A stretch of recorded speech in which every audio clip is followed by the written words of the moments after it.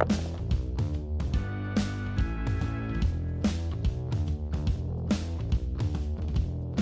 welcome back to the channel. My name is Bob, and this is my Dungeon Master's Guide series to Descent into Avernus. Today we're going to be talking about the High Hall Cathedral, the place where the citizens of EVENTYR are going to hold their final stand against the forces of Zariel. There's already a huge battle being waged down below, just about 500 feet underneath the city, so there really isn't that much of a threat at the moment to the High Hall because all of the devils that are still in EVENTYR are kind of on pause waiting for more directions once the battle kind of winds down below. Your characters have already been making their way through the city streets, and once they get to the High Hall, that's when they're going to start looking for survivors. They're going to have maybe so much of survivors in tow with them, as I mentioned in the previous video. They're going to want to get into the High Hall Cathedral, get in fast, and try to help fortify it. The High Hall itself is a grand alabaster castle dedicated to Torm, the god of courage and self-sacrifice. It houses many of EVENTYR's religious and political leaders, or at least it did when the city was in a mortal realm. Shortly after EVENTYR was pulled into Avernus, a meteor hurled through the High Hall, collapsing the offices and residences of those who could best organize a defense of the city. Most of the leaders in EVENTYR were killed by the meteor, but Grand Duke Ulder Ravengard of Baldur's Gate and his retinue were spared the devastation. Ravengard obviously took command of the situation. He's going to be the one who's in charge here. He's the one who's organizing the resistance, probably trying to get as many of the citizens that are in the surrounding neighborhoods into the High Hall.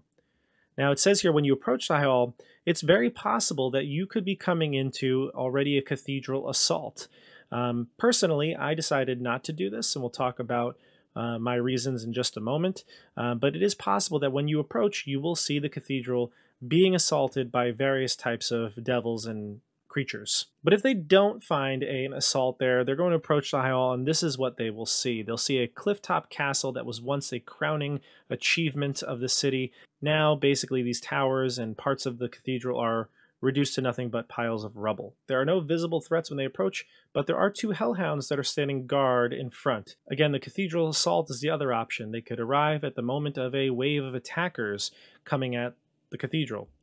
I didn't like this because I thought that it seemed more reasonable that the devils that are in EVENTYR are kind of small because most of the fighting is happening down below. I didn't want to have there be this strong presence up top. That's how the characters can realistically, or at least plausibly, get around and get through the city. Otherwise, if they have to go through armies of devils at this point, they're only 5th level, it just seems unrealistic. But if you want to use this and you want to go with it and you want to have a more challenging combat-oriented game, then there are a couple of options here. You can use these as waves. You can use just one of these groups.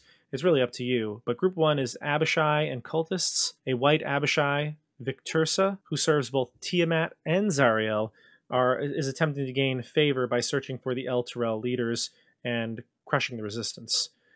Victursa leads 6 lawful evil human cultists that are devoted to Zariel. Group 2 is the Crab Attack. Yes, Crab Attack. A barbed devil named Dreb marshals a pack of 8 giant crabs through the cathedral. It just seems so out of place. I mean, but hey, if you want giant crabs running around, then go ahead. Group 3 is Devilish Brigands. A spine devil leads 3 human brigands. Just use the bandit captain stat block, which is actually pretty nasty. I've seen some bandit captains before, like in Elfsong Tavern, but 3 of them you can just add or take away from that depending on how much you think your party can handle. I find it funny that all the other devils got names at this point, and then this spine devil is just spine devil, but whatever. And the last one is Group 4, the Hellish Hunters. Emeragon oversees a mangy pair of hellhounds. The devil uses the hounds to sniff out survivors who might be hiding. So again, this is where you can throw in those hellhounds if you're doing a more combat-oriented one, where it's obvious that they're attacking this cathedral.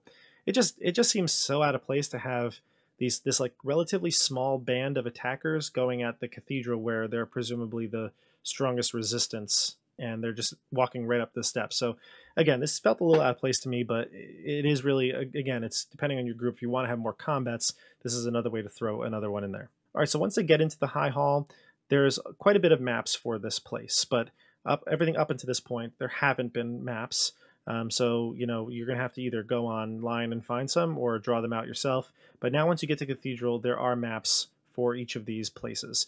And there's 3 distinct ones. There's the Cathedral itself, There's the undercroft, the catacombs down below, and then there's also the choir area, the choir section, which has like an organ and stuff like that. So the cathedral part we'll talk about first, and then we'll go and work our way downstairs. They're going to see some very interesting art in the cathedral. Now, the cathedral normally has very beautiful paintings, frescoes, tapestries, and they usually depict scenes of valor and strength. However, now that they're in Avernus, all of these images have been altered, desecrated, really. They're going to show scenes of mortals succumbing to temptations at the dying hands of fiends, eternal torture and suffering. And if the characters were to use detect magic here, they'd realize that this is an illusion. It's just something that the setting itself, the environment, has done to these paintings. Each of the 3 levels of the cathedral are 20 feet higher than the one below it. The rooms in the cathedral are 15 feet high and have 8-foot-high doorways connecting them. All the doors in the cathedral are generally made of iron, so they're pretty hard to break. You need a DC 20 strength check to open it forcefully, or you can use your Thieves' Tools, a DC 17. There are continual flame spells to keep this place bright, so there's no need for light sources until you get down into the catacombs. There are walls to the cathedral that you have to get through, although you definitely could see that some of these walls will be broken down. I wouldn't have your characters have to jump the wall or anything like that. Most of the cathedral's windows are shattered from the fall to Avernus, but if they wanted to open the windows, you need a DC 17 strength athletics check, because these were meant to be closed and defensive shutters. They're not really just windows, so it's going to be hard to break in that way. All right, so now let's go through all of the locations in the cathedral itself. H1, the Hall of Heroes. This is simply the entryway to the cathedral. There's an archway that opens up into a long hall. You'll see tons of these columns that go left to right from the player's perspective. Wooden doors will lead west into a great chamber. The columns, though, have been warped, just like the paintings and frescoes that they'll see around the cathedral. The devil represented in the magically altered columns is none other than Zariel. They will also find that there are 4 guards that lie dead in the doorways, eviscerated by one of those devil-led groups. So this is the first time they'll see some of the casualties of the protectors of Elturel. H2, the Grand Foyer. The foyer leads to 2 circular stairwells, each leading up to H7 on the choir level. H3 is the central altar. There is a box text to read when the characters enter into this massive chamber. It describes the altar, which is made of polished teak wood, and it takes the shape of a gauntleted hand clenched into a fist.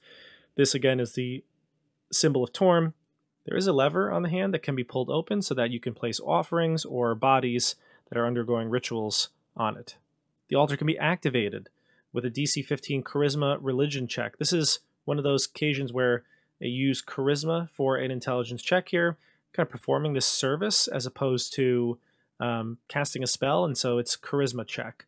Any cleric or paladin of Torm will have advantage on the check, but I would just give it to any paladin or cleric regardless of their god that they follow. If the characters perform this ritual, they will open a door to the catacombs below.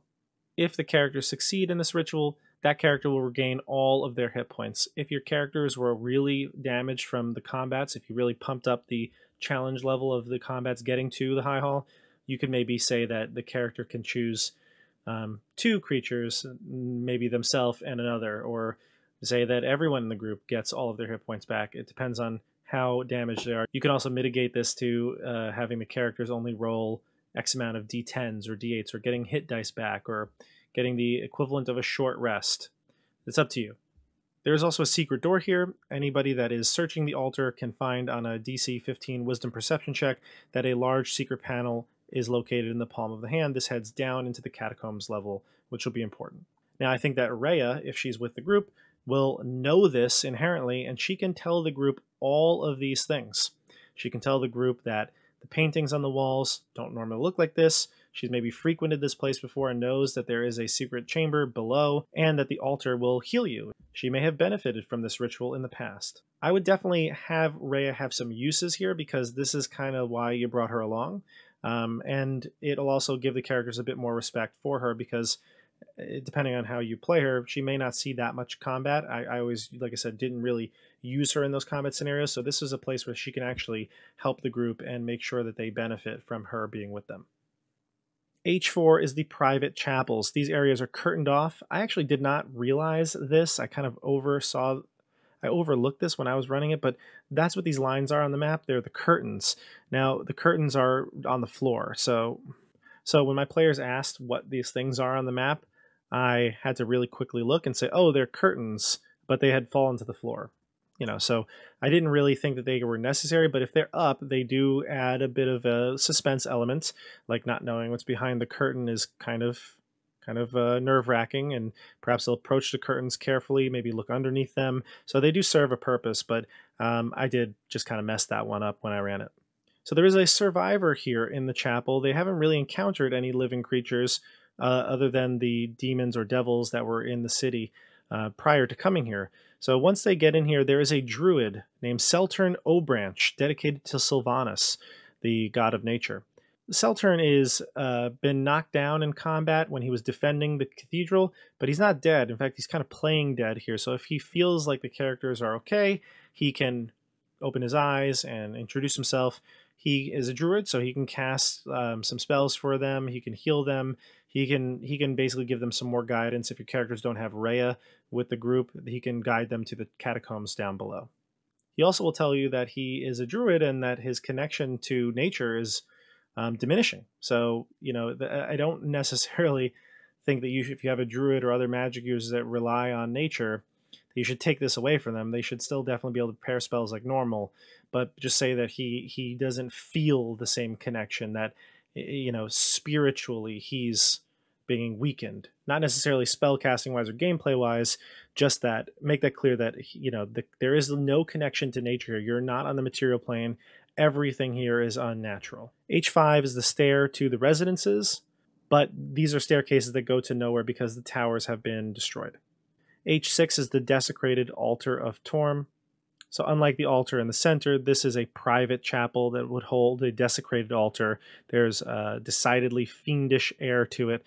The altar can be restored. The characters need to perform a DC 15 intelligence religion check to say a prayer and have Torm's power wash over the altar and wipe clean the blood and other desecrating elements.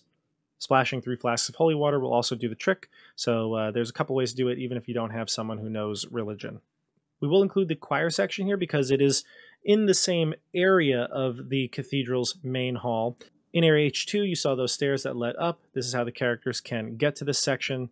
H7 is the pipe organ. It's got ivory keys and it glows, while its ebony keys seem to absorb all light. So it's a very spooky looking organ. Any character who plays the organ and succeeds on a 15 charisma performance check can play a powerful song that'll resonate through the cathedral.